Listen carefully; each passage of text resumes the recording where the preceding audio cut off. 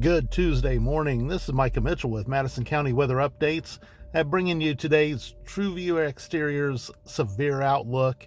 Um, as you can see, if you look outside, it's a beautiful morning.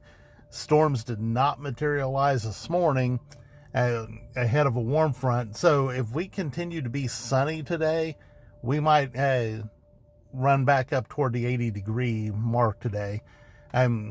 So from going from here, with morning storms failing to materialize, we move our focus to to later this evening into the overnight hours. Severe potential tomorrow, and what I've thought for days was the best severe potential, which would be Thursday into Friday, late Thursday into Friday. But I'll get into all of that here in just a moment. So here's a look at the Storm Prediction Center outlooks, convective outlooks. So today, Madison County remains in a marginal risk for severe, but you can see the majority of the severe risk continues to be and has been across Illinois, parts of Iowa and Missouri, and that's where the majority of the instability is. Again, if we stay sunny this afternoon, we could build up enough instability to help fuel some storms later on, from late afternoon through about mid-evening, and then there will be a bigger batch of storms that would come through a little after midnight, and I'll get into that. But today's threats, tornado threat, predominantly out over Iowa and western Illinois, northern Missouri. Our main threats around here are going to be damaging wind with any isolated storms that pop up, and maybe some larger hail. So then we look at tomorrow. The Storm Prediction Center has us in a slight risk for severe. And again, storms tomorrow will be isolated in nature, but where they do pop up, all modes of severe will be possible tomorrow, especially from here into the northeast. Here's a look at the tornado outlook for tomorrow.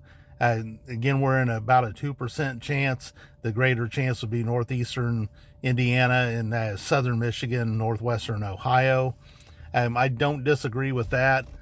And then we see there's also going to be severe wind chance, and then a moderate of 15 to 29% chance of large hail. Again, storms tomorrow will be isolated, so that'll be the thing to keep in mind. And then where I kind of disagree with the SPC a little bit is for Thursday into Friday. They've got us in a marginal risk for severe, with the majority of the severe risk to our southwest, over southwestern Indiana, southern Illinois, and western Kentucky. I do think that probably should be farther northeast, but the main thing is that it doesn't really matter where the lines on the map are. The fact is that we know there's a severe risk for Thursday. So let's take a look at some simulated radar to give you a little bit of a visual, and we'll go from there.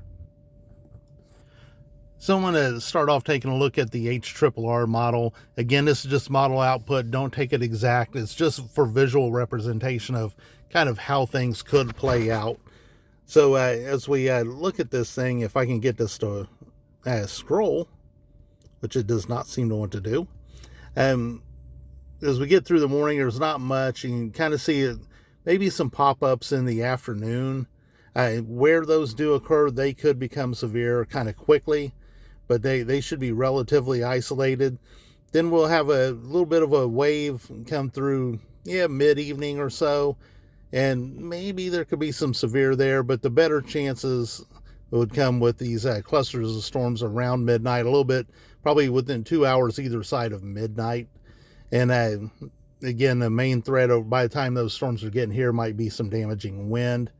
And then that pushes on through. Then we get into midday tomorrow, or this is late morning into the midday, and you can kind of see the HRRR has activity popping up tomorrow. It's got it mostly over in Ohio, but I do think it's a little too far east with that. So I think we just want to watch. You can see the popcorn nature of the storms. That's the main thing that I want you to see out of this model. It's just they're popcorn.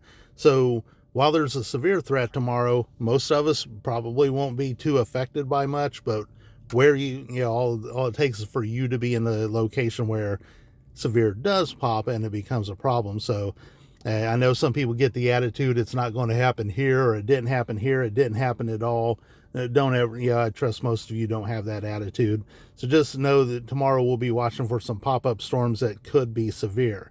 So that's as far out as HRRR goes. I'll take a look at the European real quick, and then I'll stop this video for now. So here's the European, and again, we'll just take a quick look, and we kind of see as we go through today. It's a lower resolution model, but you can see a batch of storms pressing through, in the overnight hours. It does a little more in showing coverage tomorrow. Again, where cells do pop up tomorrow afternoon will be, they could go severe pretty quickly. That wave presses out, and then attention turns to an approaching low pressure and cold front. This is by 7 a.m. or 7 p.m. on Thursday. And as we get to about 11 p.m. on Thursday, we can see a low pressure coming right across here, and some storms with it. And where that low pressure where that low pressure goes will determine where the severe occurs Thursday into Friday. But this is into the overnight hours of Thursday night into Friday morning, and then the storms move on. To my eye, the biggest severe threat will be tomorrow with isolated storms, and then with this wave coming and the cold front coming Thursday evening into early Friday morning. But we will keep an eye out. If anything pops up today, I will absolutely update you. But to me, the biggest severe threat appears to be with isolated storms tomorrow, and with the passage of a stronger front Thursday into early Friday. So this is Michael Mitchell with Madison County Weather Updates. Have a great day. Enjoy what may turn out to be yet another 80-degree day, and I'll update as necessary.